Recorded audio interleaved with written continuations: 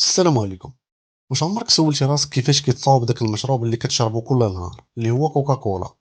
واحد من اشهر المشروبات اللي كاينين في العالم، ولكن السر ديالو مخبي بواحد الطريقه اللي هي غامضه. اليوم غادي نكشف لكم الرحله ديالو من البدايه حتى كيوصلك ليديك.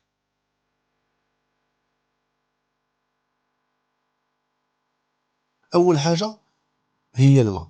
كل شيء كيبدا بالماء، ولكن ماشي اي ماء. واحد الماء اللي كينقيو بواحد الطريقه متطوره بزاف باش يكون نقي 100%، حيت هو العنصر الاساسي في هذا المشروب. من بعد كيتزاد السكر والنكهات الخاصه. هاد النكهات الخاصة هي السر الحقيقي ديال كوكاكولا، وما كاين حتى شي واحد اللي عارفها كاملة وبالتدقيق. كاينين إشاعات، ولكن في الحقيقة باقي حتى شي واحد ما عارف هداك الشي. ودابا كنجيو لأهم مرحلة، اللي هي إضافة الغاز. كيدخلوا ثاني أكسيد الكربون للمشروب، وهاد الشي هو اللي كيعطيه داك الإحساس ديال الفقاعات اللي كتحسو وانت كتشرب، وفي نفس الوقت كيحرقك حلقك. من بعد كتخوى هاد المشروب في القراعي بواحد السرعة خيالية. بطبيعة الحال كتخدم بآلات، هداك الشي علاش كيتعمروا لينا آلاف ديال القراعي في عدة دقائق فقط.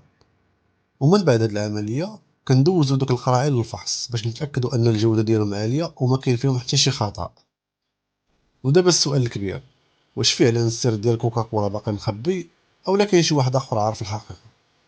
كتب لينا الرأي ديالك في الكومونتير، وما تنساش لايك وسبسكرايب باش يوصلك أي جديد.